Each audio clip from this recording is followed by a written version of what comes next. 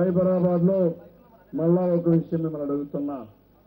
Technology నేనే తీసుకొచ్చాను తమ్ముళ్ళు. మీరు సెల్ ఫోన్లు వాడుతున్నారంటే అవన్నిటికి కారణం తెలుగుదేశం పార్టీ. ఆ రోజు ఇనిషియేటివ్ తీసుకుని రిఫార్మ్స్ కూడా తీసుకొచ్చాం. అయితే ఇందులో ఇంకొక విషయం కూడా మీరు గుర్తుపెట్టుకోవాలి. ఈ రోజు నరేంద్ర మోడీ గారు వచ్చిన తర్వాత అందరూ భయపడిపోతున్నారు ఫోన్లో మాట్లాడాలంటే కూడా. ఎక్కడికక్కడ ఫోన్లు ట్యాప్ చేసే పరిస్థితికి వచ్చారు. అందరి పైన ఎక్కడికక్కడ దాడులు చేయడం కానీ అందరిపైన ఒత్తిడి పెంచే కార్యక్రమాలు చేస్తున్నారు. ఇక్కడ ఈ సందర్భంగా ఈరోజు ఈవీఎంలు ఉన్నాయి, ఎలక్ట్రానిక్ ఓటింగ్ మెషిన్లు ఉన్నాయి.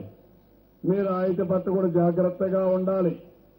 టెక్నాలజీ తీసుకొచ్చింది నేనైనా, నాకు దానిపైన కొంత అవగాహన ఉంది. ఎవరైనా దొంగలు కావాలని చేయాలంటే దానికి కూడా యాక్సెస్ వెళ్ళి మ్యానిపులేట్ చేసే అవకాశం ఉంటుంది. దీనిపైన మళ్లీ మేమందరం పోరాడి వీవీప్యాట్లు తీసుకొచ్చాం. మీరు ఓటేసినప్పుడు ఆ ఓటు ఎవరికి పడుతుందో మీరు చూసే అవకాశం ఉంది.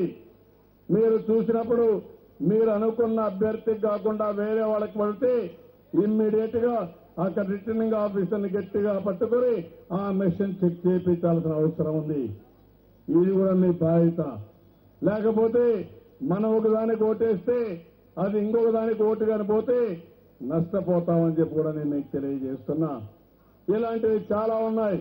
నేను అందుకనే మిమ్మల్ని అందరినీ కోరుతున్నాను. ఇది మన భవిష్యత్తుకు సంబంధించిన విషయం, భావి తరాల భవిష్యత్తుకు సంబంధించిన విషయం.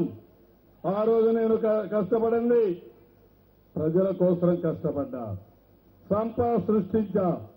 ఆ సంపద ప్రజలకు అందుబాటులో పెట్టకుండా వీళ్ళ స్వార్థంతో వీళ్ళ ఇష్ట ప్రకారం చేసి ధనిక రాష్ట్రాన్ని అప్పుల రాష్ట్రంగా మార్చేసే పరిస్థితికి వచ్చారు.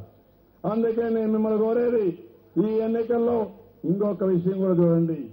5 సంవత్సరాలు పరిపాలించమని అధికారం ఇస్తే మొదటి అసెంబ్లీ తెలంగాణలో 4.5 సంవత్సరాలు రద్దు చేశారు. ఎవరు రద్దు చేయమని అడుగుతున్నా. బలం ఉంది, అడ్డంగా మన ఎమ్మెల్యేలు కూడా వెళ్ళిపోయారు. ఇక్కడ కూడా మీకు ఒక అనుమానం ఉంది.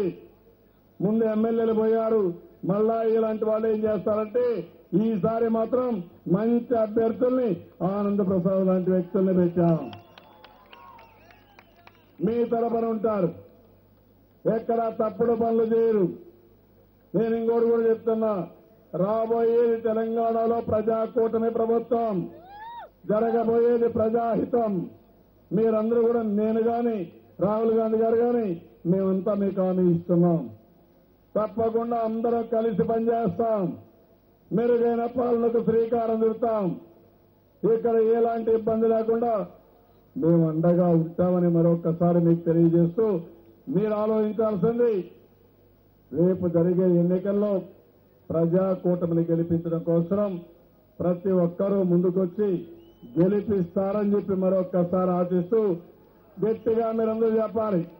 నేను ప్రజాకూటమి అంటే వర్ధిల్లాలి అని చెప్పాలి. ప్రజాకూటమి, ప్రజాకూటమి, ప్రజాకూటమి. జై తెలంగాణ అంటే జై జై తెలంగాణ, జై తెలంగాణ, జై తెలంగాణ, జై తెలంగాణ. తెలంగాణని భారతదేశంలోని అగ్ర రాష్ట్రంగా చూడాలనేది నా అభిమతం. ఇది ఈ సైబరాబాద్ నగరం నా మానసిక పుత్రిక.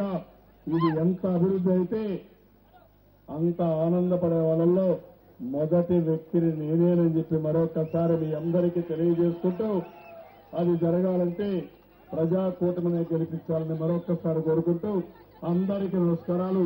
జై Hind. For more updates, please subscribe 99 TV Telugu.